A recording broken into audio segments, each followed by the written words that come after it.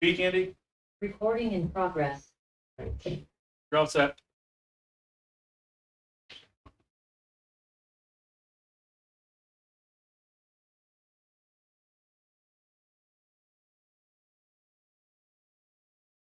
All right, I'd like to call the Town of Essex Selectboard meeting for Monday, July 17th, 2023 to order. First item is to ask if there are any agenda additions or changes, anything from staff? None from staff. Any changes from board members? I'd like to pull item D under the consent agenda, manager's appointment of deputy health officer, and put it under business items.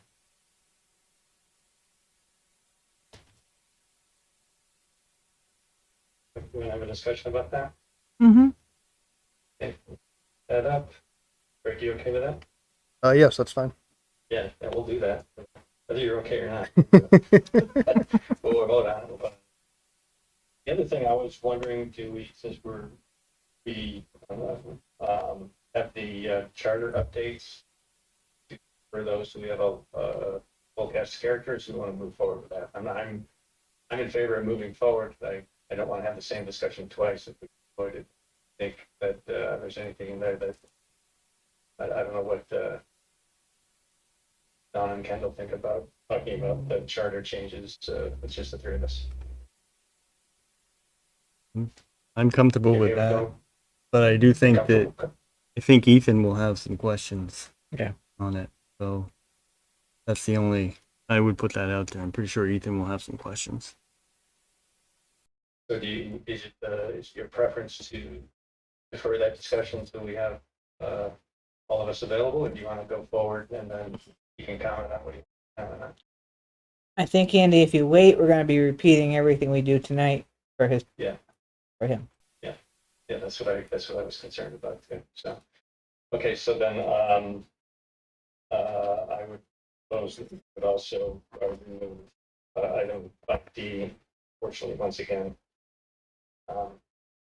heard it last time, ran out of time, and the document was hard to read. So I will. Any other changes? And that we move consent item 6B up to E. Oh, sorry. My fault. No, go ahead. to business items, then remove item 5E. Set up to a later meeting, that discussion. But a second, Second, thanks Kendall. Any discussion? Okay, all those in favor of amending the agenda, please say aye. Hi. aye. Opposed? Okay. Okay, motion passes 3-0. One thing I want to also say, I guess here at the beginning of the meeting, since there's only three of us, any votes we make need unanimous just in order to pass. Because 3 is a quorum, you still have to have 3 positive votes. You can't have a 2-to-1 vote. 2-to-1 vote would not pass, just to be clear on that.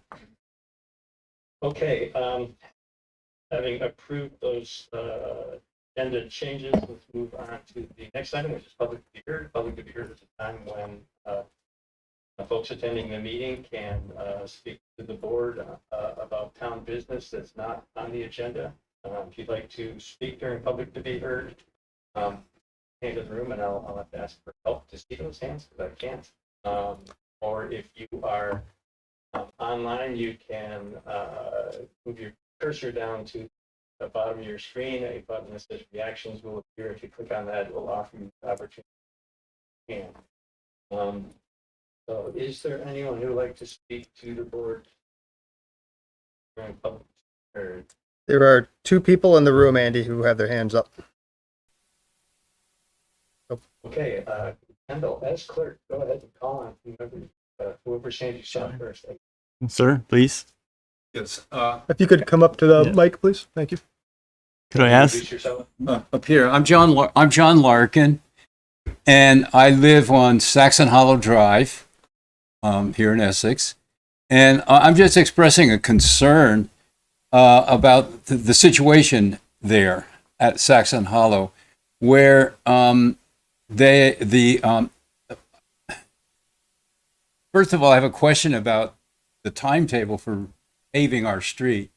We have 4 manholes that have been dug out, big squares taken out of the center of the street. One of which has been filled in, but not before my mailbox was taken out by somebody passing by, so that I had to retrieve my mail out of the park there, Saxon Hollow Park. And I'm just wondering, and thankfully that part, the one right next to our house by the park has been paved in again. But I'm wondering, cars park along the street, especially in front of those condos, and it's almost impossible sometimes to zigzag your way down the street. So I'm wondering when the whole project is going to be finished up. I think that there should be some urgency about getting it done. My other concern has to do with, it's just I know it's a matter of discussion at the Planning Commission, but what is going to happen? What is the final disposition of all of this development that's taking place just across Sand Hill Road from us? So I'm expressing my concern about that as well, and my hope that we will be heard before final decisions are taken. Okay, so Thank I'll ask Greg in a moment to comment on the Saxon Hollow question, but with regard to the development, I guess I'm not sure exactly what your question is. And you're correct, it's a planning commission question. But all of the private land over there is developable, and if they meet our current development regulations, and they get a Act 250 permit if it's required, they can move forward with development. Including then all of the business about, the increased heavy truck traffic that, we already have quite a bit of, that will be increasing along Sand Hill Road. Is that correct? So it's my understanding that there's a traffic study not study, I don't know if the right word is, but traffic increases in traffic trips are taken into consideration. But again, that's more of a question for the Planning Commission. Okay. Select Board doesn't directly review development. All right. Well, I'm here to express my concern about the way things may turn out in our neighborhood. Thank you, John. And Greg, can you comment on Saxon Hall? Yes, absolutely. So our Public Works Department is aware of that. They were planning to do the paving last week, and then the storm hit, so that kind of delayed stuff a little bit. I will check with our Public Works Director, and I'll grab you in a minute and find a way to get in touch and give you an update. Appreciate that. Absolutely. Thank you. Yep. Thank you. Can we have another public comment, please?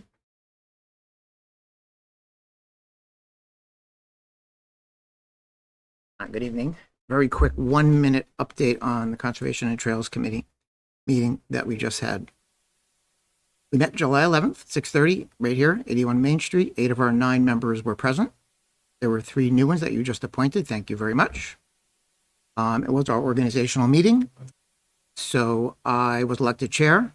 The vice chair is now Shannon Jackson. And our clerk, with tradition, is one of the new appointees, Morgan Kirk.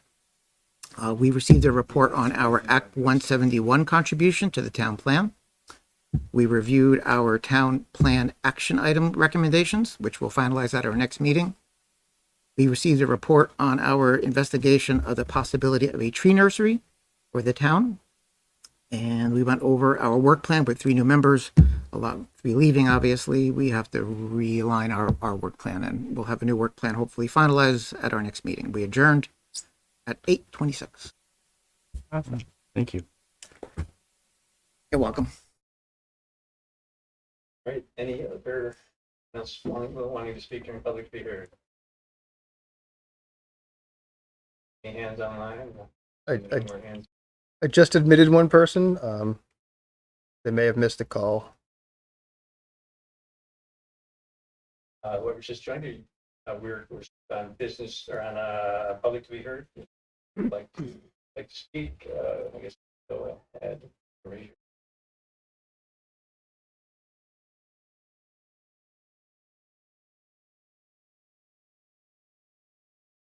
Betsy, are you trying to talk? Betsy, done? Okay, because we can hear you. It's okay. Okay, then looks like there's no more public comments at this point, so let's move on to our first business item, which is the interview and possible appointment of volunteers to serve on the Energy Committee. We have two candidates, Natalie Braun and David Gopin, that you are both online. As we normally do, we're going to take those in order which they appear on the agenda. So Natalie, free to unmute yourself, introduce yourself, give the select board any information you'd like it could be helpful in our decision making. And you have the floor. Good. Well, my name is Natalie Braun, and I'm dreadful about dates and anniversaries, but I feel like I've been on the committee for 2, maybe 3 years at this point.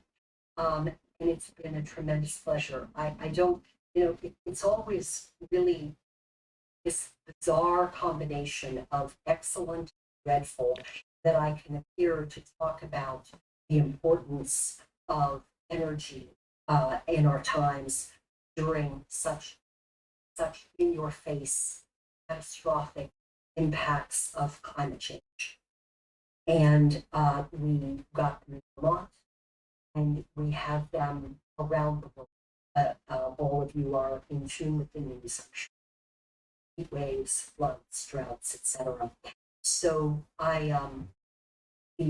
some of the most powerful, well, really the single most powerful way that one individual can work in terms of trying to save all we can of our flora, fauna, ourselves, and this beautiful earth, is to be working at the municipal level. And it's been my great pleasure for the past either 2 or 3 years to be working with Will Dodge as chair and the rest of the Energy Committee in helping our municipality be leaders in green, sustainable, thoughtful energy going forward. I also have the added, I'll call it an advantage, in that I do a tremendous amount of volunteer work with 350 Vermont. So I'm able to be on the pretty much leading edge, at least knowledge-wise, of a lot of the activism around the United States being done in lifting up alternative energy solutions, as well as trying to put to bed, put to sleep all of those that are contributing to the disastrous situation we currently have. So I have that, I bring that knowledge, my work on the committee. And again, I no hyperbole here at all. It's really a great pleasure to be able to work at the grassroots level with all of you, everyone on the screen, folks in the room, to be part of the Energy Committee, and I hope to continue. Great, thanks, Natalie. Any questions from board members? Natalie, what do you feel is your greatest accomplishment while serving on the Energy Committee? I would say I'm going to take what one of the many challenges that Vermont faces, and that's in the thermal sector, the heating, the weatherization of heating, or the greenhouse gases produced. I'll put it that way, and air conditioning. And I would say that our work in getting the word out around the tremendous options available, especially now around weatherization, would be the key thing in terms of my work on the energy. Moving forward, trying to get as much outreach and as much accomplished in that area, which is an absolute critical area for Vermont if we're wanting to reduce our collective carbon. Thank you. As a sitting member, I consider you qualified. I would like to know, if you are appointed again, what would be an accomplishment that you would look to to get done over the next 3 years? More weatherization. Weatherization. Two things. More weatherization, and to be repetitive. But also, boy, I would love to see there be far more people-powered transportation or high occupancy vehicle transportation being utilized, and not just here, but across Vermont, but ways of getting people out of their cars, onto bikes, into, micro transit, that sort of thing. Because again, transportation and thermal are the two biggest, the heaviest carbon footprints in the state. And if you, that would be another area is beginning to really push along with EV, getting as many EVs on the road as possible, but getting people, it's not just let's go to other cars, it's let's go to other ways of moving about and facilitating communities through smart growth, etc., being in a position where people can do that and not be in their car all the time. And if they're in their car, it being the most sustainable transportation possible. Thank you. Right, Natalie, do you have any questions for the select board? I think David might. I'm sorry, that's terrible to put on, but and I can't, and I've spoken about it, but it's just, I know there are constraints on certain things because they need to come through the planning commission, and you've caught me off guard on that, and I should have had that ready. But I guess what it is it's not a question. It's, I would love, we want to work with you. We want to work with you all to make these good things happen. So however that comes about, I think the planning commission also becomes part of that, solar siting, wind siting, God forbid, we need those renewable energy sources. And I mean low emissions renewable energy. So we want to work with you all, us to all be on the same side, moving these things forward. So maybe the question is, and it might be a rhetorical one right now, but is how do we do that better? Yeah, the select board's actually been talking about that for a while, trying to figure out how to improve communication with our various committees. We had a breakfast the end of last month. Will Dodge was there. It was an excellent discussion. We invited all of the chairs and vice chairs of all the committees together. So we're working on trying to figure out how to have better communication so that we can support you, support us, and it becomes a more interactive situation. So great, thanks for those comments. It'd be an enormous pleasure. It really would be, because we're all in this at least big problem together. So. Right. Great.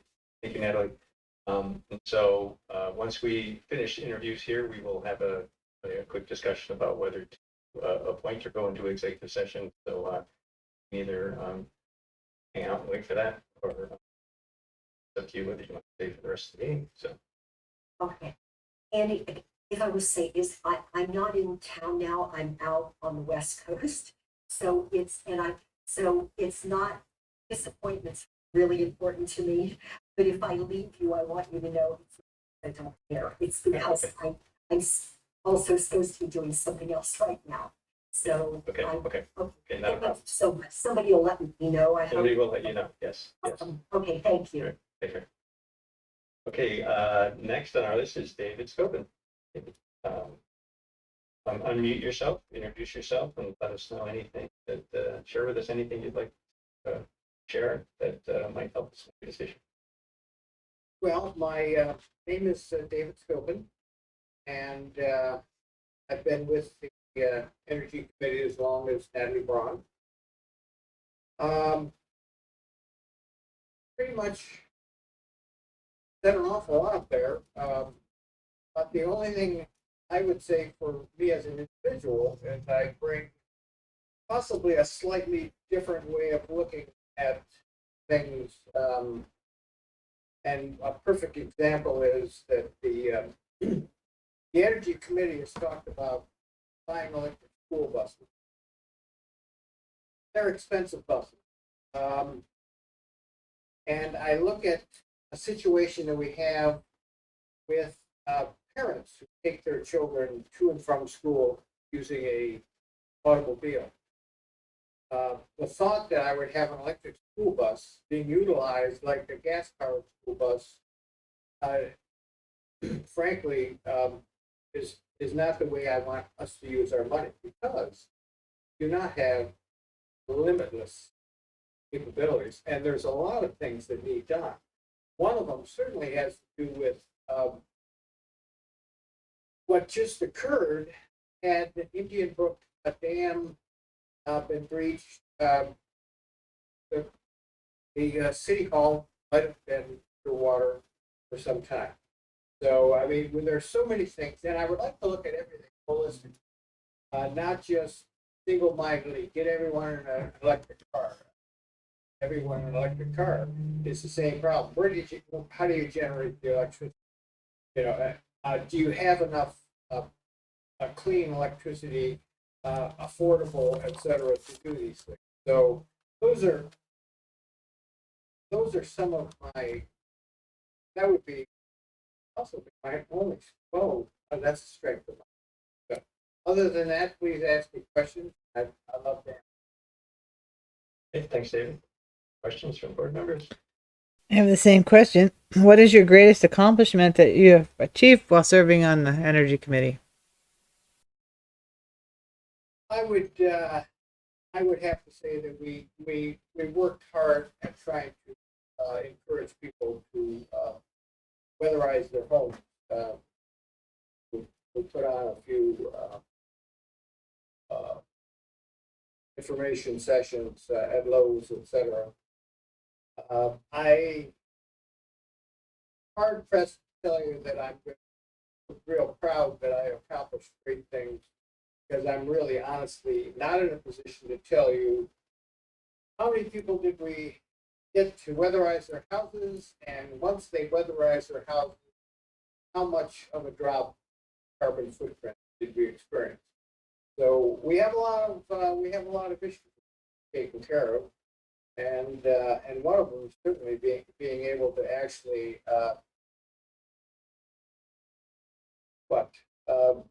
keep track of what we're doing and the effect that it's having. Our time being well spent by going to Lowe's and encouraging people to weatherize. We're going to be at the fair of this summer, and again, we will be encouraging people to think about heat pumps, solar panels, etc. But if we can't track some of that stuff, then we can't really come away and say, well, we were able to lower the carbon footprint of Essex by 3% thanks to our effort. That's one of the problems we face, and I would love to find ways of solving that problem. Thank you. I would follow with this. I would follow with the same. As a sitting committee member, I consider you qualified, but I would ask that what would be a goal that you would hope to complete in regards to improving the efficient use of energy within the town operations? Should you be reappointed? Certainly, one of them is getting parents to their children on buses and decrease the amount of personal automobiles that are going to and from schools, because it's, as everyone knows who has to pass by at school at the given time, can be a real nightmare. And I've also talked to the folks who drive school buses, and it's difficult for them to negotiate the amount of traffic. So that would be a personal goal, to be able to actually find ways to help everyone, anyone and everyone that I can find, to work on that particular problem. Great. Thank you. All right, David. Natalie warned us that you might have a question for us. A question for the select board. No, I don't. Not- Okay. All right, so, thank you, David. Don and Kendall. Thinking about, do we want to have a executive session later, or you can move forward? At this time, Mr. Chairman, I'd like to make the motion that we appoint Natalie Braun and David Scopin to the Energy Committee. Thank you. Do I have a second? Second? Thanks, Kendall. We have a motion to appoint Natalie Brown and David Scopin, Energy Committee. Any further discussion? All those in favor, please say aye. Aye. Aye. Aye. Opposed, say nay. Motion passes 3-0. Congratulations. You're back on the team. Thank you so much. I unmuted just for this. Thank you for your service. Oh, yeah, my pleasure. All right, goodbye, everyone. Ready? Yeah, take care. Okay, then moving on to the next agenda item, interview and possible appointment of volunteer to serve on the Chittenden County Communications Union District representative for Essex. Judy Norton, are you Mm-hmm. coming up? Introduce yourself. Yeah, I'm Hubie Norton, and I've been living in Essex here for 52 years now. Currently on the zoning board.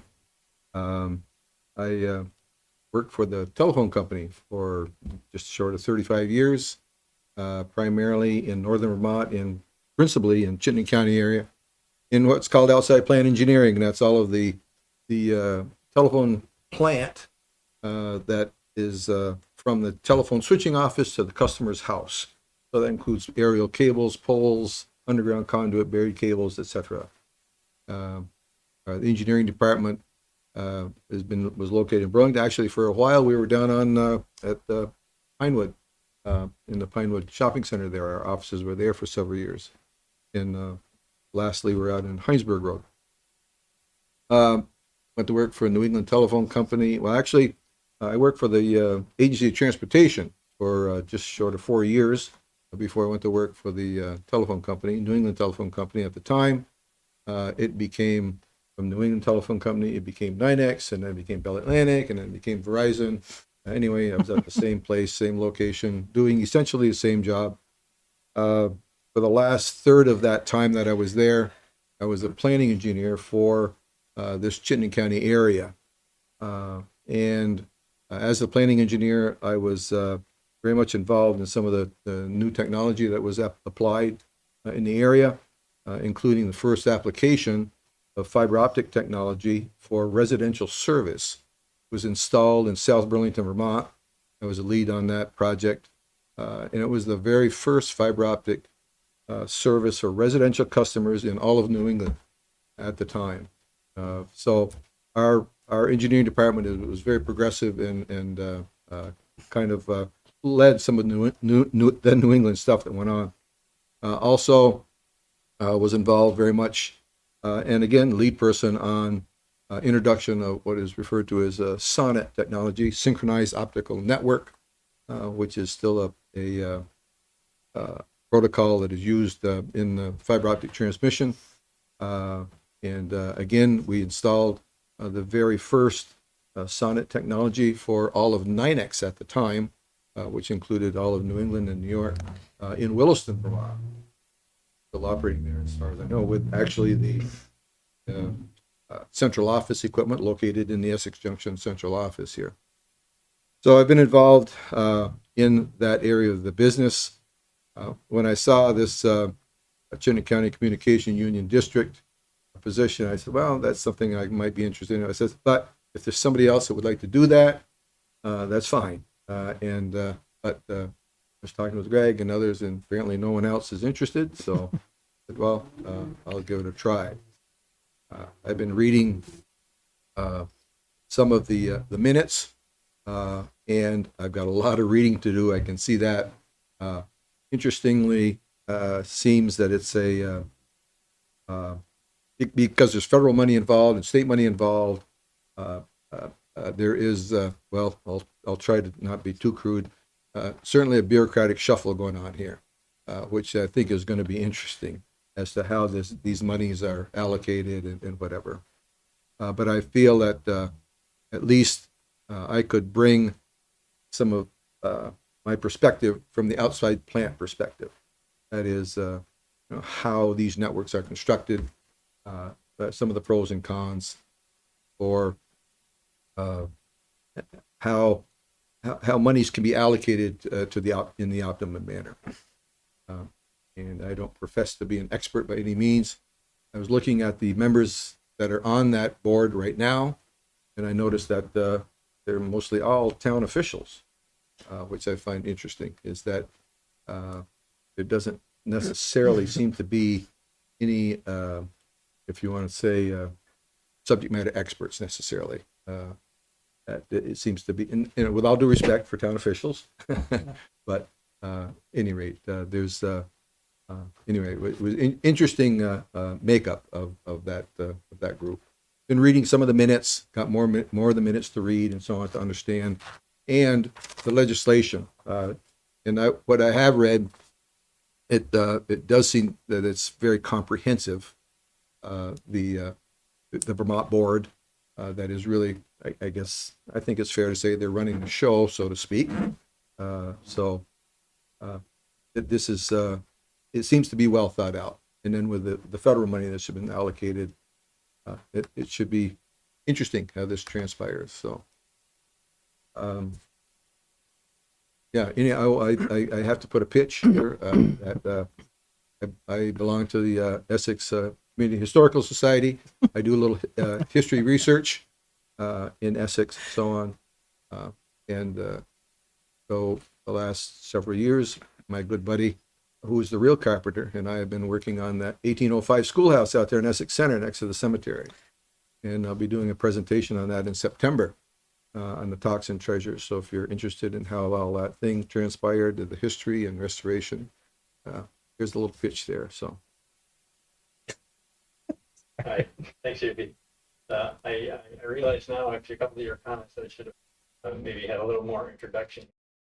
Town did vote to join or to form the Eaton County Communications Union District, and we did appoint Marguerite as the representative for Essex.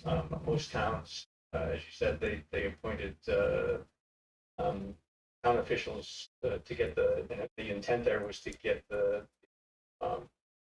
board off the ground and forward and get some funding in a short time frame to get the funding application in. So now that we've got things moving forward, the intent is to move on to have subject matter experts become more involved and take over those representatives. The other thing I should say is that I'm the alternate rep at this point, and Judy, as you said, nobody's expressed interest in being nobody else has expressed interest in being. So I'll continue to be the alternate and work with you as needed on that. But if you're appointed, okay. Board members, any questions? I don't know, Mr. Norton, I think you're overly qualified for this position. But anyway, because of your expertise and experience, how are you going to handle differences of opinion? Well, yeah, I feel I'm usually pretty diplomatic, and I respect people's opinions, and so I'm not afraid to voice my opinion, and if I disagree with someone, and try to do it diplomatically. I will not tuck my head in the sand if I feel that somebody is going down the wrong path, egregiously so. I don't necessarily expect that kind of thing to occur here, but that's the way, like I say, I'm fairly easygoing as far as not jumping on anybody's neck if they have an opinion that I don't agree with. Thank you. But I go with it's okay to disagree, just not be disagreeable. Thank you. Yeah, you answered all of my questions, so I look forward to Essex setting the standard by possibly appointing an expert. Well, I think that's the way to go. I must admit that I have not, I've been out of that business for 15 years now. So technology moves very fast, but I do know the basics and so on, and particularly when talking about trying to construct networks and so on, and some of the pitfalls of that, pros and cons. So, but yeah, the technology it's moving incredibly fast, and that's one of the issues that with everybody talks about fiber optic, like this is the big deal, is that the fiber cable, that's the simple stuff. It's what you put on the end of it. That's where the magic happens, and that's where the technology is evolving so fast that it really becomes very prudent to make your investments wisely and don't put all your eggs in one basket and so on. It's really the fiber, that's the easy part. It's the stuff on the ends. That's where it gets really more intense.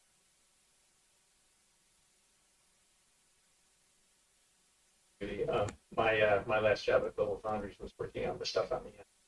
Oh, okay. So you know that it's incredible how I could give you an anecdote. So the first systems we put in were called multi-mode fiber, and within a year we were putting in all single mode fiber. It's just amazing how we'd plan something one year and the next year it would cost half as much and we could do twice as much. It's just and it keeps going like that. So, Do you have any questions for the select board? when are my tax? No, just kidding. No, no, I think I'm good. We'll talk about that next. Yeah. All right. Thanks, Hubie. Thanks for stepping forward for this. And then I'll turn back to the board. Do we want to? What's your pleasure? Mr. Chairman, I make the motion that we appoint Hubert Norton as the Essex representative to the Chittenden County Communications Union District. Thank you, Don. Kendall. Further discussion. Yes, I would just note that I'm happy that now we'll have two experts on both ends on the That's good. Yeah. All right. So all those in favor of appointing G. Norton as representative at Communications Union District Board, please say aye. Aye. Aye. Opposed, say nay. Okay, motion passes 3-0. Congratulations, Hubie. Thank you, Red. All right, thanks so much. Okay, moving on to the next business item, 5C, discussion of potential action for Essex Housing Commission. Greg, let's cover that one. I believe Kent Johnson and Katie Ballard are both here to do that. Hello, how are you doing? I'm Jonathan from the planner from the Community Development Office, and I'll introduce this item. So now that the Housing Commission, and hopefully you can hear me okay, don't have very good action here. Yep, so we can hear you. If it starts cutting out, I can just turn my video. But until then, so since the Housing Commission is going from a joint Housing Commission to individual Housing Commissions for the town and the city, there have been some edits done to the Housing Commission job description and charter to reflect that now it is town specific. So those edits have been provided in the attachments. I'm happy to answer any questions about that. Any questions? I have a question as to why they. Sorry.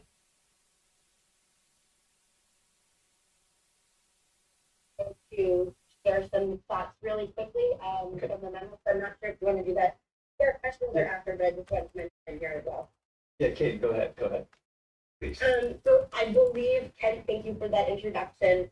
First and foremost, I just want to say, as one of the 3 original housing commissioners that were appointed in 2020, it has been my honor to serve as chair of the Joint Housing Commission and to work with the folks in the town. So I just want to say thank you for that opportunity. As somebody who has been homeless in the Essex County community with my family in the past, to be appointed and to be a part of this group over the last 3 years has been really an honor. So I just want to say that up front and recognize that. We, as a housing commission, put together a memo with some recommendations, which I believe was included in your packet. So I won't necessarily read that all over. But there were a few things that I just wanted to highlight. One, and I think we've heard it in the conversations before me, but as chair, I probably was in a unique situation where I was kind of more involved in the communication between both staff and folks in the city as well as in the town. And so I just want to say I think continued conversations about what communication looks like, both between staff, between the select board and commissions, but also between commissions and committees throughout the municipality, to really be able to understand how to effectively collaborate and have conversations. At times that was definitely a challenge to our ability to effectively have some conversations. I will also say that one big priority from the start should really be about looking at structural organization. As a housing commission, when we were first created as a joint housing commission, we were created with the intent of merging, staying merged. And so we really kind of hit the ground with that.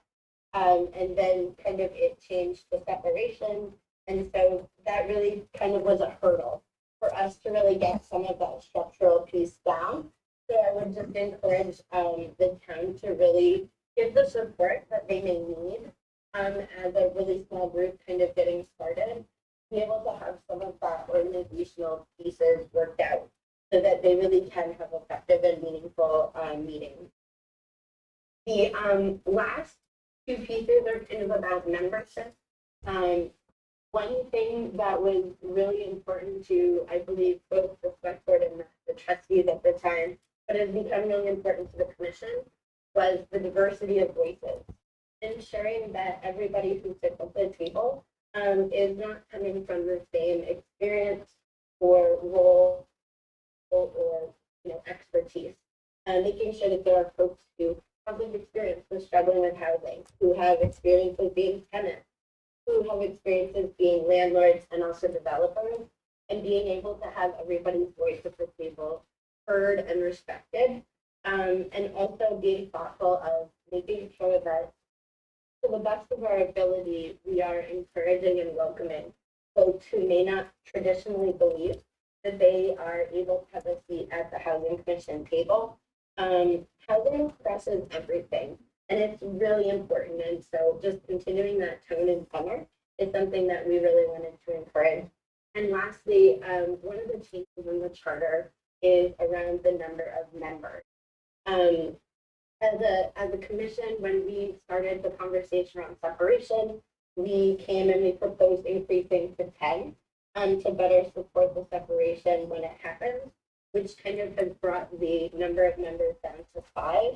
While we understand and respect the challenge of finding volunteers in the time that we are facing, we really do encourage the select board to the best of our ability, be able to go back to that 7-member body. And lastly, I will just say, for me personally, I, at the last meeting, made the decision that I am not seeking reappointment in the city at this town. Part of that is last year has really shown me some of the challenges in the tone and the dynamic and conversation around housing and just in terms of people in general.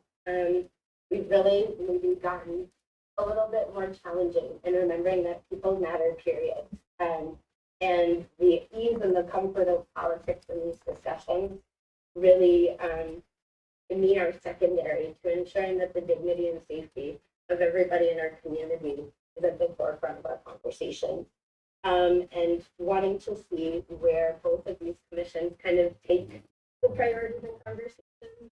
I really enjoyed the housing trust fund, and so depending on if either commissions take that task on, that would be something that I would maybe hope to be more involved again.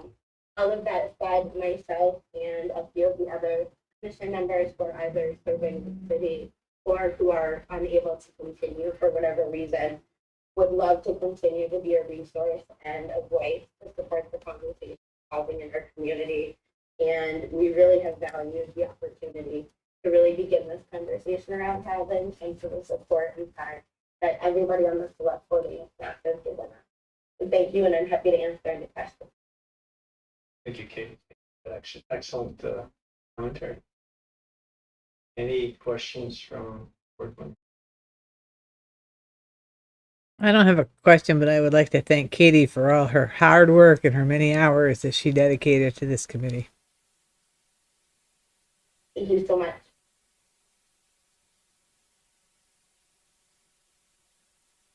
Okay, so we have a proposed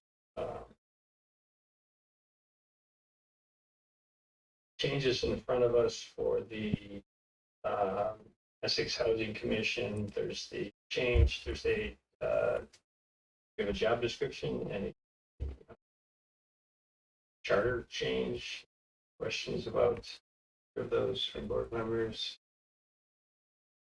I guess my question would be why they wanted 7 and the town is recommending 5. Was there a reasoning for that, or?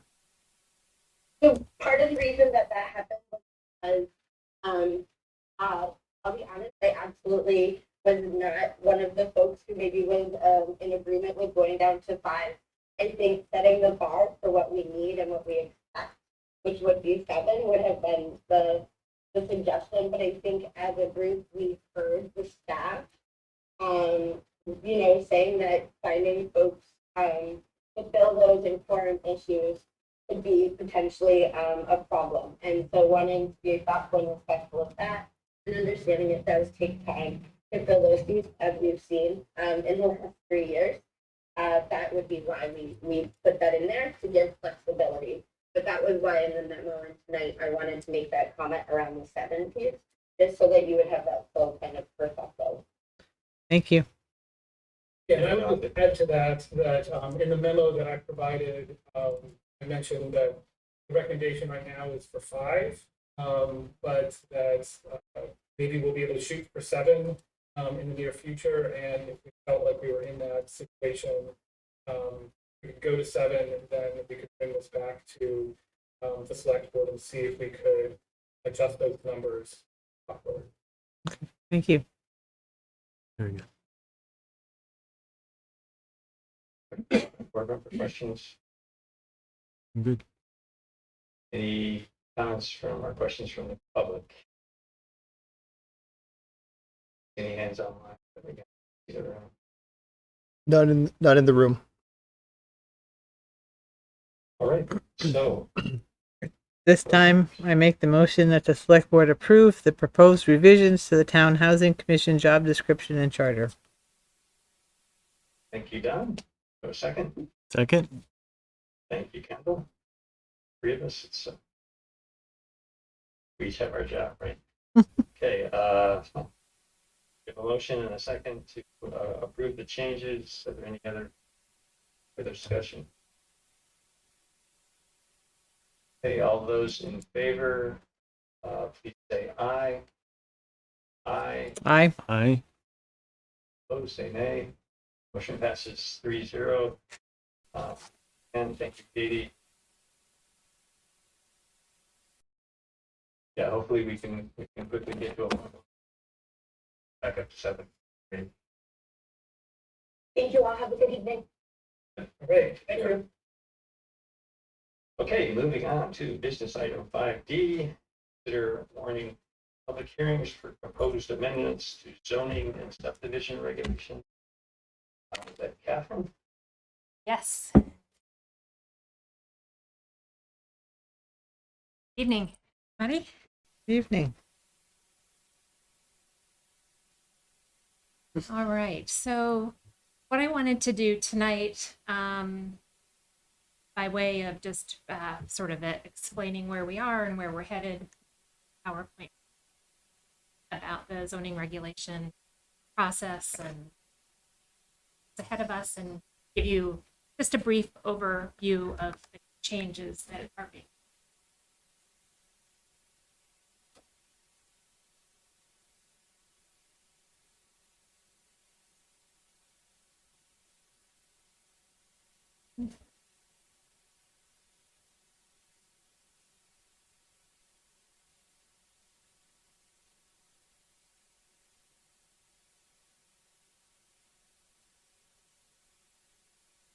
So, just to be, start off explaining how does the zoning amendment process work. Generally, the public or the planning commission suggests changes. Sometimes it's even staff that might suggest changes to the zoning or subdivision. And that would happen through normal planning commission meetings or even the public coming into the office. And then there would be, and there were this year, some workshops where the planning commission opened up for comment from folks and listened and decided on a set of changes that they want to move forward with. And once they did that, they got to a point kind of where we are tonight with the select board saying we're ready to hold a public hearing. And the public hearing notice needs to go out to the newspaper, but it also goes out to different places around town. So sort of like an agenda would go up the post office here in town, the library. It also goes to the state, so the Agency of Commerce and Community Development, as well as the Chittenden County Regional Planning Commission, and abutting planning commissions, usually by way of staff town. So they're all notified of the changes. There's included in your packet, but a planning commission report that is required by the state. So that report has a list of things. Essentially, how do these zoning changes comply with state statute and with the state? So after that's done, the planning commission holds a warned public hearing. They can hold more than one. In this case, the planning commission just hold one. And then they approve the changes and send it out to you, select board. And back last month, you received the changes in a packet, just kind of as an information item. And so this is the next step here where I'm coming to you to ask you to warn a public hearing or two public hearings, actually. And you're only required to have one public hearing. My suggestion would be to have two. So what would happen if there were changes made, which you are allowed to do, make changes to what's proposed? It has to go back to the planning commission before your final public hearing for them to essentially amend their report. So that's the report that I was talking about that you already received. Mm-hmm. So again, if there's something really minor that you change it's not considered a substantial change, that it would not have to go back to the, let's say you add a section, there's, I think substantial is the word. There's could be argument of what is substantial. An edit that's grammatical would not be. Once we get to that point, we could have that discussion if it's substantial or not. But the planning commission then amends the report, sends it back to you, and then you have your second public hearing following that. Regulations become effective then after your final public hearing if you approve it about 20 days following. And there's also this kind of a weird little thing where the regulations also become effective at the time that the public hearing is warned or by the select board. So the old regulations are also effective, the new ones are effective. And so the planning commission, zoning administrator use both review applications. Before they're approved? They're oh, weird. They're warned. Yeah. Okay. Yep. That makes a lot more work for you. We have to know them both. So next couple slides here are just to explain a little bit about what some of the amendments are. It's not every single amendment, but I wanted to highlight some, and I kind of have them in some different categories. So first one here is minor changes. That's really clearing up some consistencies or updating information. And I have just a few examples here. So scattered throughout both the planning commission, through the zoning and the subdivision regulations, reference to the village of Essex, which we know it's not the village anymore. But it also talks about it still being a part of the town, so just clearing up the status with the city. There's references throughout to the 2021 ETC Next plan that were added. And before, there was an old master plan that was from 1992. Then there was also a historic preservation and design control standards document for Essex Center and for Youth and Allen.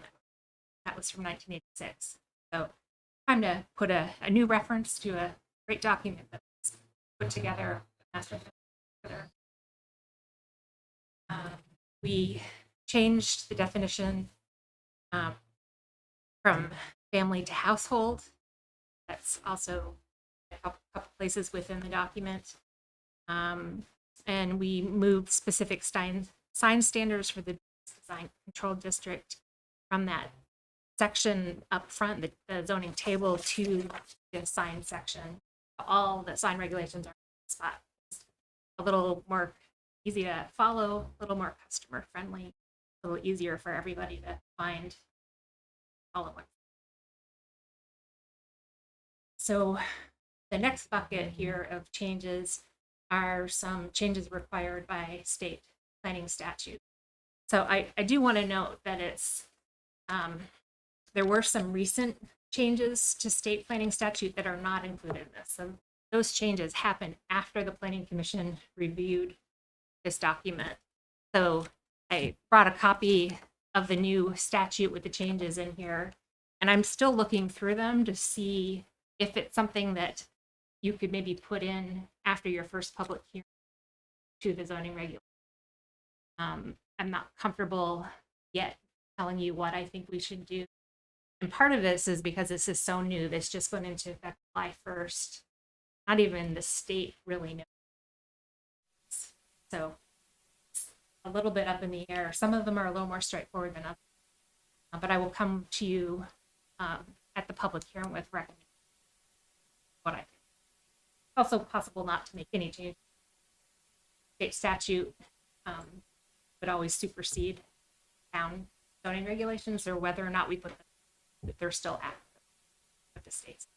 That makes sense.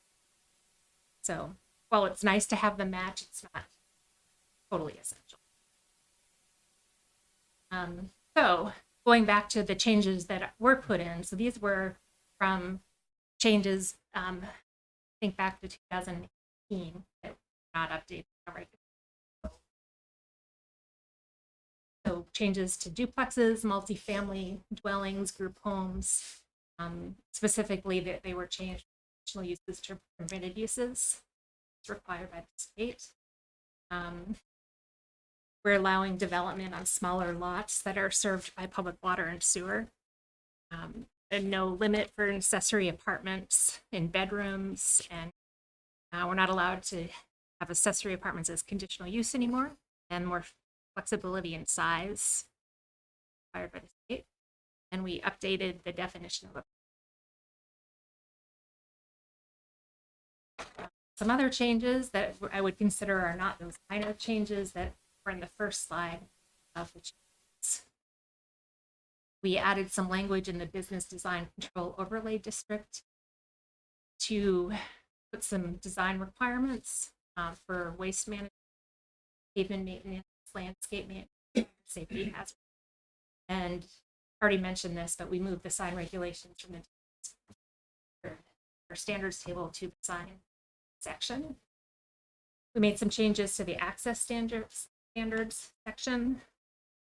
That's including some language cuts and the process, the application process for those.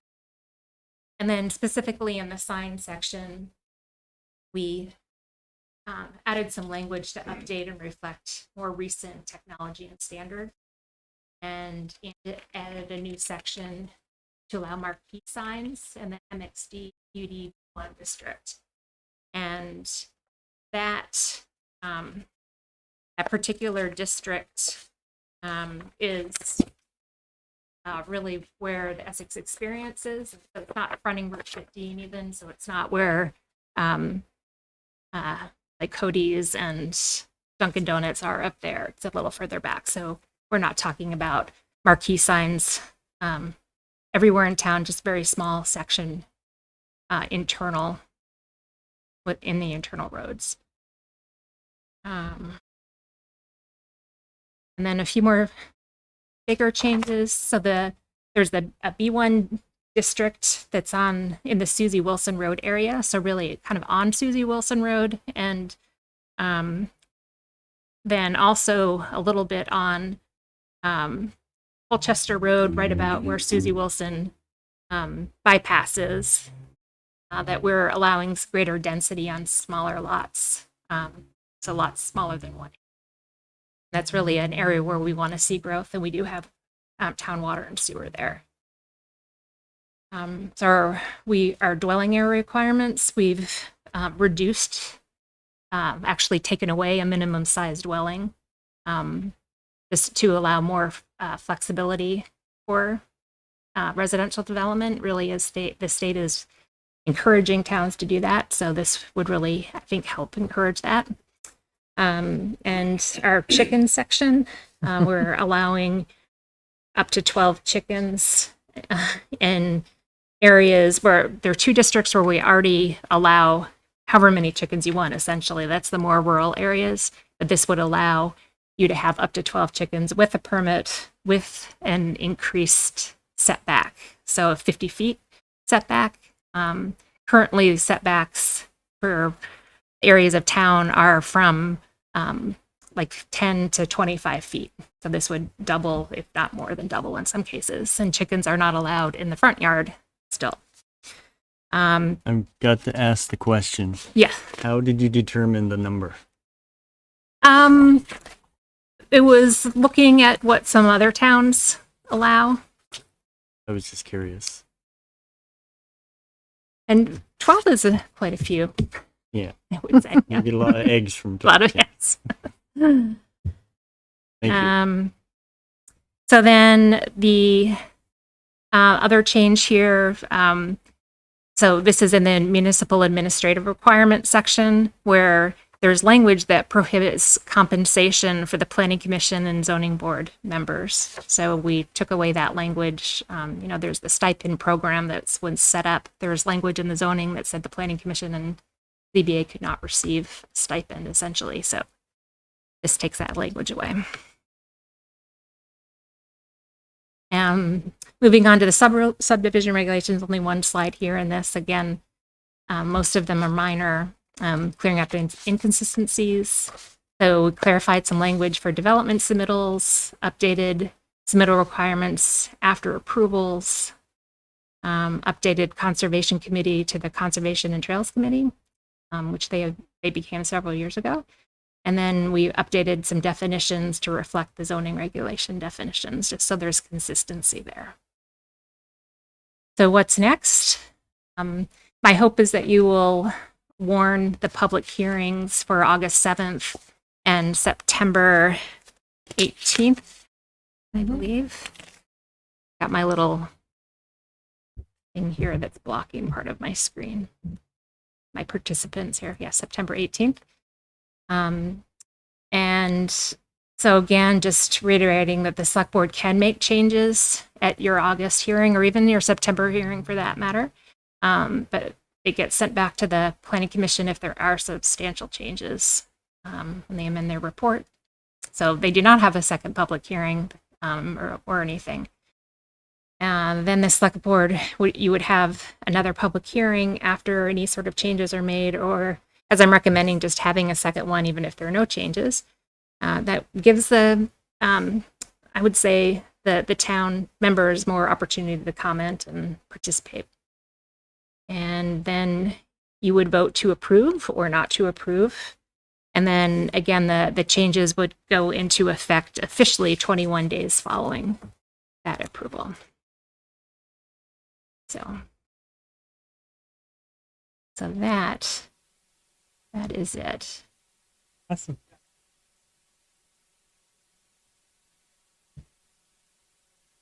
So my recommendation would be that you would approve the warning for the public hearing, and it would be actually effective. I think I closed this here, and I shouldn't have closed I've lost my little bar here. Okay, I'm sorry. I wanted to stop my sharing.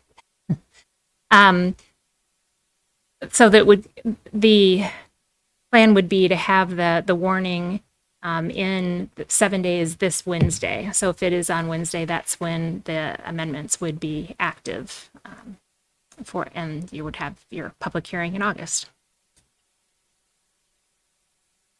Any comments or questions for board members? Is there you have a timeline that these should be adopted sooner rather than later? I'm only questioning because there's still a fair number of changes to come, and there is no benefit to waiting. So I guess I think it's 121 days after the Planning Commission sends them to you that you would need to take action on them.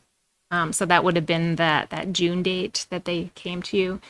As far as whether or not to do it sooner or later, the recommendation was just to go forward with it sooner. The Planning Commission, it's been a long time since they've made updates. There's a lot of things that are not related to this that would be good to get in the zoning regulations. Like I said, the state changes, even if they're not in our regulations, are actually still active, and it's not like we have to put them in our zoning right away. So we're going to start getting more into the town plan process with hearings too. So I feel like it'd be nice to get this cleared up before then. And Greg and I were just talking about this today, about trying to have a more regular zoning update process. So not waiting 5 years, doing it maybe on a yearly basis. And I know that's something the Planning Commission wants to do as well. I would just mention that only because a lot of folks are watching this, and if there's apt to be, I'm not sure how the process, if we adopted it and then something would just change without the public knowing that it changed, but any changes that you made would go and be well publicized. Mm-hmm. Thank you. Yeah, and the Planning Commission has had meetings and one public hearing plus some workshops where the public has been involved already. Thank you. Okay, so anything, John? I'm good. I guess need a motion. Catherine, there's been additional discussions that have been initiated recently. EI, those are for future consideration. They are, and my thought about it is that those discussions are really for putting in the town plan. There were discussions had. I think there need to be more outreach, further community involvement, further discussion, further research, lots of different things before we would make changes. So my recommendation would be to implement that planning process into the town plan and then go forward with changes following the town plan adoption. Okay, so the process for those would be to get them into the town plan, then consider our regulations relative to what our town plan has been updated to, have further discussion, all the required public hearings around that. And, Correct. yeah. All right, thanks. Okay, if there's no more comments or questions from board members, if you see at least one hand up, Betsy Town. Hi, thanks very much for letting me speak, Andy. Catherine, that was one of the questions I had, was about our PDR. And I've been concerned because I haven't seen any more meetings that were put together by the Planning Commission to talk about the regulations that are being requested by Mr. Senegal for the RPDI. And I wouldn't want this to go forward, and any of those suggestions be in this paper that you just presented. So that's why I have my hand up. Yeah, Betsy, none of the changes that he suggested are in here. And the only meeting about these things, we weren't allowed to talk about the changes that he was requesting in that meeting, which wasn't helpful, I think, for the people who were there, because we weren't allowed to say, oh, what about these things? He wants to increase this. So Betsy, we're talking about the changes that are before us and Okay, I'm just following up on the thought process that we just. So but I am concerned that in that one meeting, we did not talk about changes that were requested. And I would want to have at least 2 more meetings of that type, but allowed to be talking about it. Betsy. Any other, can't see any hands, I can't see the room. Yeah, Hands up in the room. There is one in the room, Andy, yes.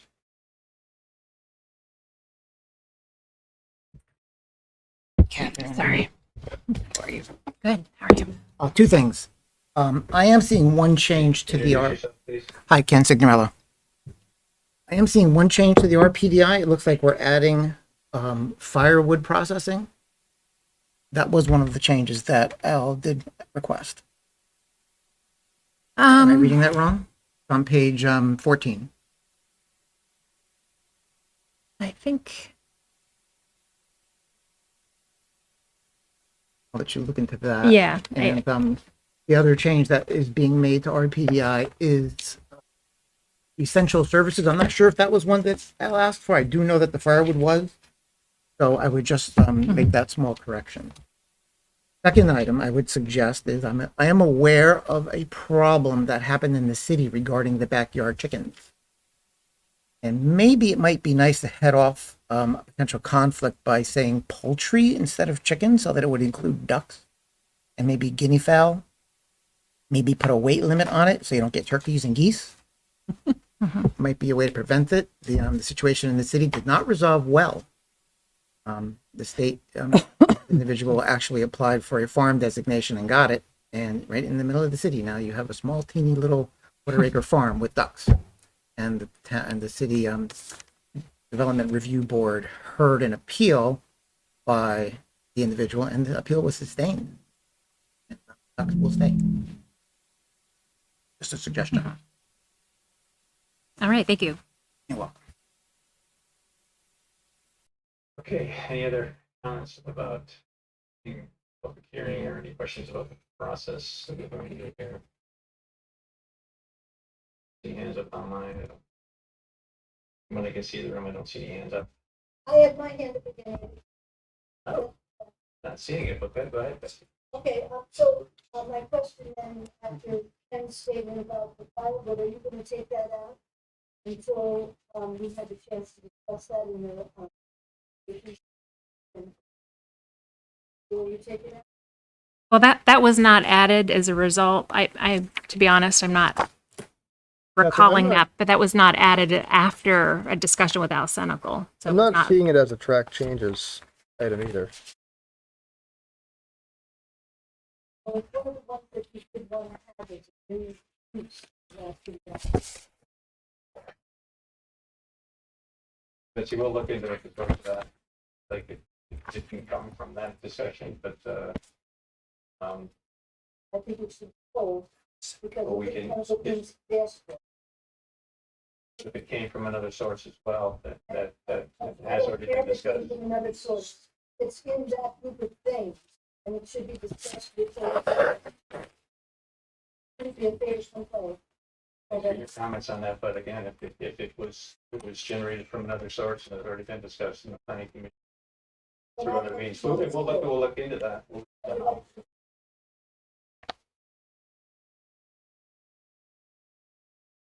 Thanks, Betsy. Anybody else? So can I am looking at it right now. So you look in the PDI table 214, firewood processing and essential services are permitted uses. That's not new. They were added to the table just to match what was already in the section. So there were a couple other changes like that. There were some inconsistencies between the two. So still can, Betsy, which is to correct the inconsistency within the document. Any requests from someone? I couldn't tell, it looked like it's Yeah, okay. Understood. Thanks, Catherine. Okay, so the request is that the select board on public hearings, 2 public hearings. Correct. Any motion? Oh, I make the motion that the select board approve the, I don't know what lost it here, just a minute. The whole 2 public hearings on zoning and subdivision bylaws, the first on August 2nd, the second on September 18th, 2023. Thank you. Yeah, what are you, second or the 7th? 7th 7th, okay, great. and Thanks. September 18th. Thank you. Yeah, I Mhm. thought I heard the second. Also. Sorry. For the clarification. 7. Is there a second? Second? No, or a 7th? No. Second. All right. Okay, thank you. We have a motion for 2 public hearings that are next coming up. Any further discussion? Okay, all those in favor of warning public hearings, please say aye. Aye. Aye. Vote say nay. Okay, motion passes 0. Thank you very much, Catherine. Up to you again. Yes, see you soon. So let's see. So I have discussion about recruitment and appointment process for commission and committee volunteers. Greg, is it?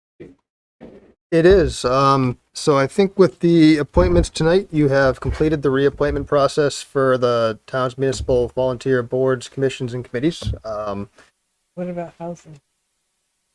Well, I think you've appointed the people who've applied. If there's more applications that come in, Okay. we'll appoint them. This was just for the reappointment piece. Yep. So I think it was a bit more in depth this year. We kind of started going in this direction last year. But just wanted to have an opportunity for the board to discuss what went well, what would you like to do differently, if anything, and we can take notes and try to make any adjustments and improvements next year. The only thing Kendall brought it up earlier when we were talking is that the people that we don't appoint to a board, but we feel their experience might better fit another board, maybe we should recommend they apply for it. Yeah. Because we've had some people that have come in to apply for different commissions, but their expertise is really in a field that we could use on another board. And I think that would be a great idea that we did that. I would just That's add, Kendall's idea. I would just add that sometimes that encouragement, especially here, could get somebody to move to another commission. Mhm. Instead of we had extra people for the EDC, maybe somebody would be interested in housing. Mhm.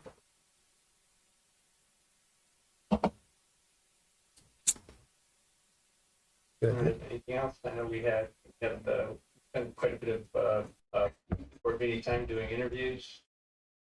Concerns with any of that process? No. I would just mention that the board tended to ask most of the interviewees a lot of the same questions. And I think some of those questions could be incorporated into the application. Maybe to save a little bit of time. So at least you had an idea about it. I mean, a lot of the questions were around conflicts of interest or how would you handle conflict, and maybe a couple more questions on the application that they could fill in. If you have any specific thoughts or questions that you really would rather see on an application versus during the interview process, shoot me an email and we'll see if we can adjust that.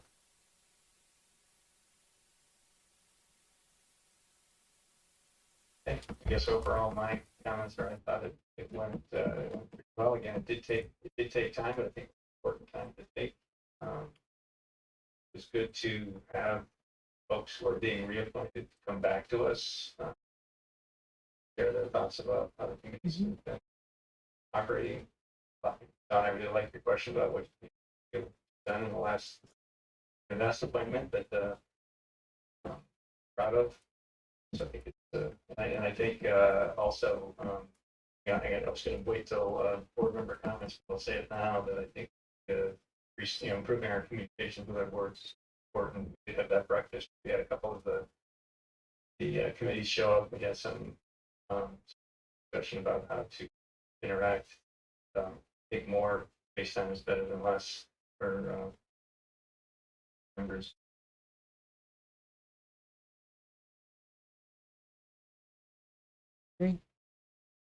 FaceTime's important. And I think having FaceTime also gives more recognition to the people serving on the commissions. So they know we're listening and we care.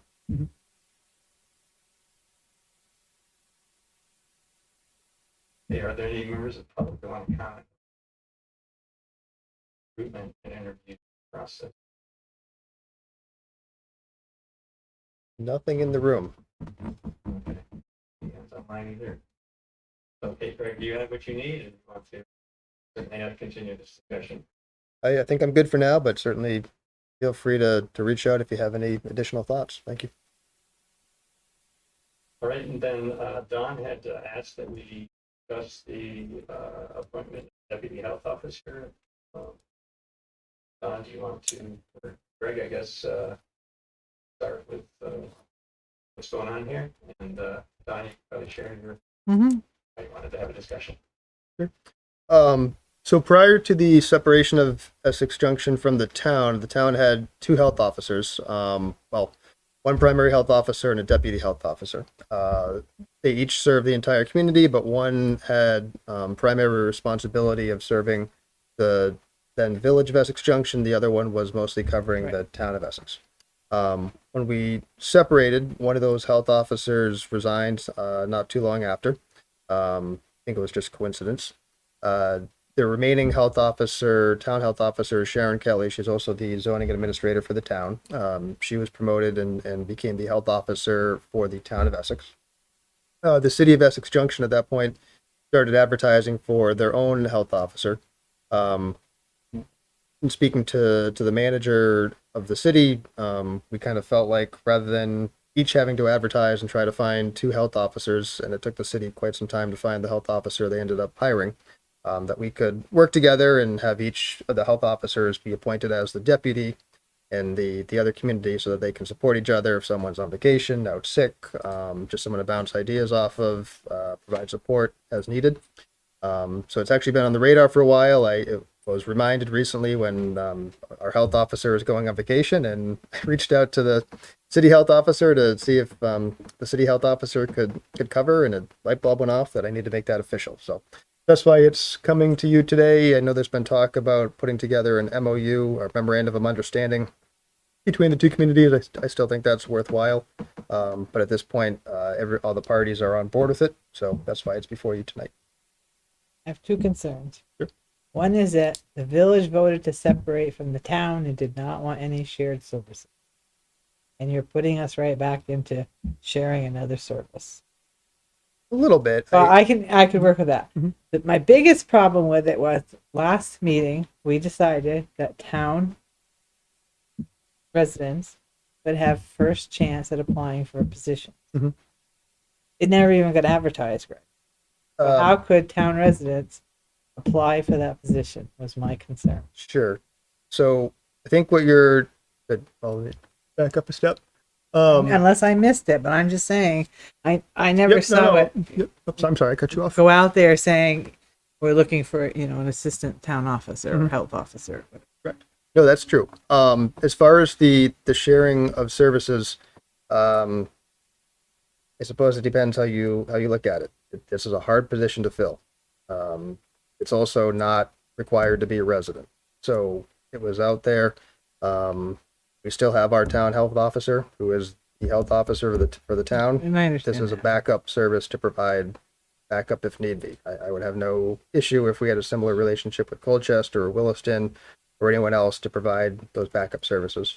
As far as Advertising it? No, like as I mentioned, this is a conversation we've had months ago. It's on me that it wasn't brought to you sooner, and I needed the reminder that our health officer was going to be out of town. That's why you're only seeing it now. As far as first dibs for town employees, my understanding was that that was more for your volunteer boards, committees, those types of positions. This is more of a how do I say it? It's not quite an employee or a staff position, but it's more of an appointed. It's a more official role. State statute gets involved with the health officers. There's a lot of state statute Right, around I know. how they operate. So I don't see it. I could be wrong. This is my opinion, but I don't see it as an apples to apples comparison as just appointing someone to a board, commission, committee. Sharon's not a Thomas.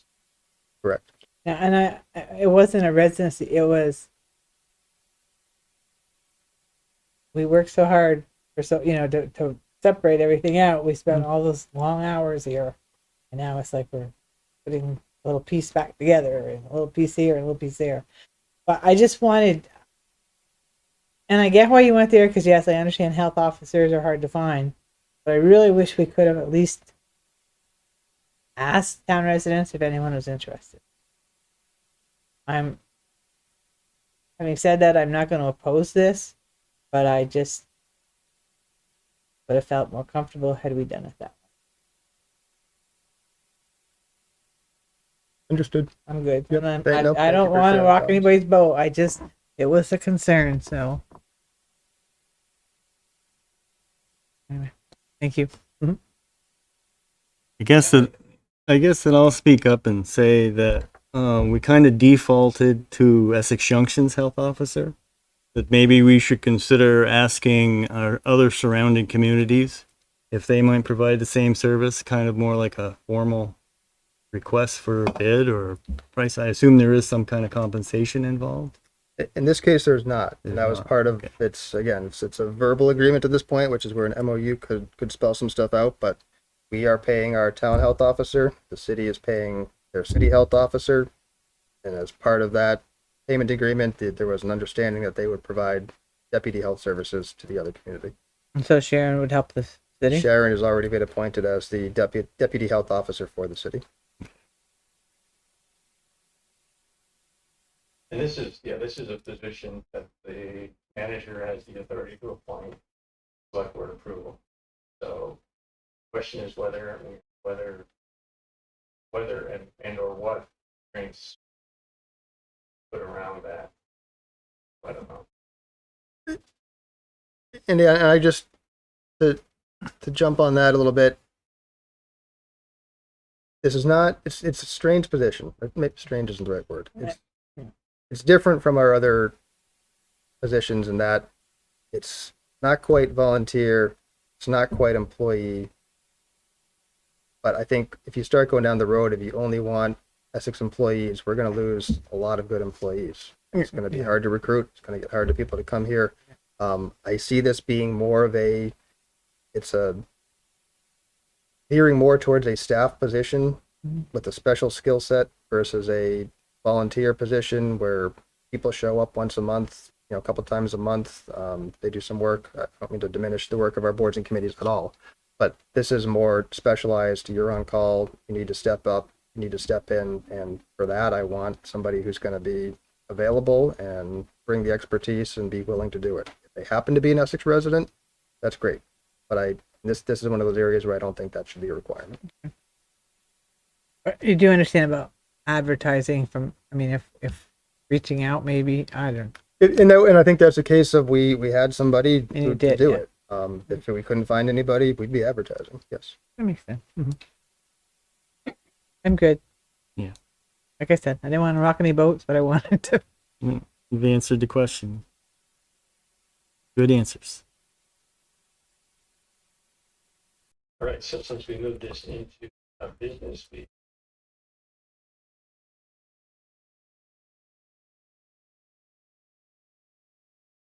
I'm going to make the motion that we approve the manager's appointment of a deputy health officer. Second? thank you, Don, thank you, Kendall, for the discussion. All those in favor, please say aye. Aye. Aye. Aye. 0. Okay, let's move on to consent agenda. I make the motion that we accept the consent agenda as presented and amended. Second.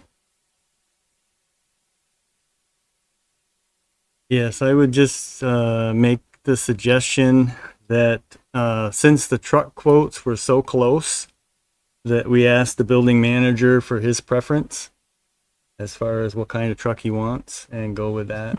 And I mean, it's $2. I mean, some people are very particular and it's so close that I wouldn't think it would make any difference in this case.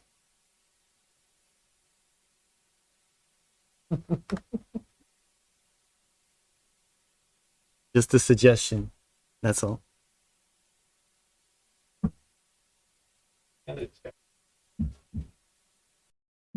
Okay, all those in favor of approving consent, please say aye. Aye. Aye. Aye. Okay, motion passes 3-0. File, any comments? I'd like to thank the town road crew. That's it. All of Public Works for all their hard work and dedication during this flood. It's truly appreciated to know that we were kept safe by their hard work. Here. I had one thing there as well. I noticed that they're only paying for 1 week of leak detection, and they have almost enough money to do 2 weeks in the budget. And I would just urge them to do the full 2 weeks or to spend that whole budget item on leak detection, because that is a significant savings to the town. I mean, one water leak, you just spent $12,000 on one water leak. So you can find a leak before it happens or fix a minor one before it gets big. I realize it might be a time limitation that they only want to do a week, but I would urge them to spend that full line item, especially with 15% of loss. It's a big bang for your buck. That's it. Further on the discussion I had earlier about the breakfast we had with committee chairs and vice chairs, Tracy and I and Greg attended the breakfast. The Energy Committee and the Conservation and Trails Committee were both represented.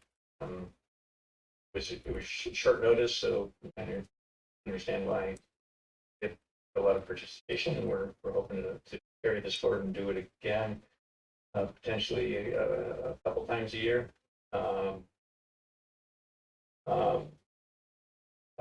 Feedback that we got was that they would appreciate having that kind of opportunity to come talk. They also would like to be invited to select board meetings during budget formation time, so that they could highlight what they'd like to work on, to see if there's anything that potentially be funded to support what they're doing, and then also come back again 6 or so months later to talk about progress on current year items. So two boards that were there said that they'd be happy to would appreciate the opportunity to come talk to the select board. We'd like to be invited to that, in spite of my comments in this meeting, right, that I think people would want to. That's great. So to get that.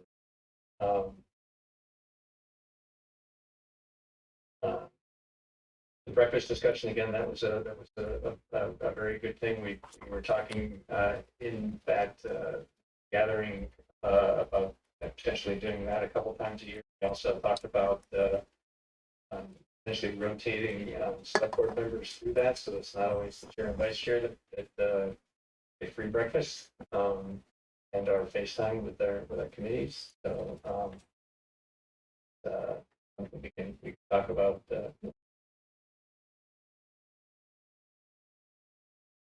our plans for good communications. Right. Anything else?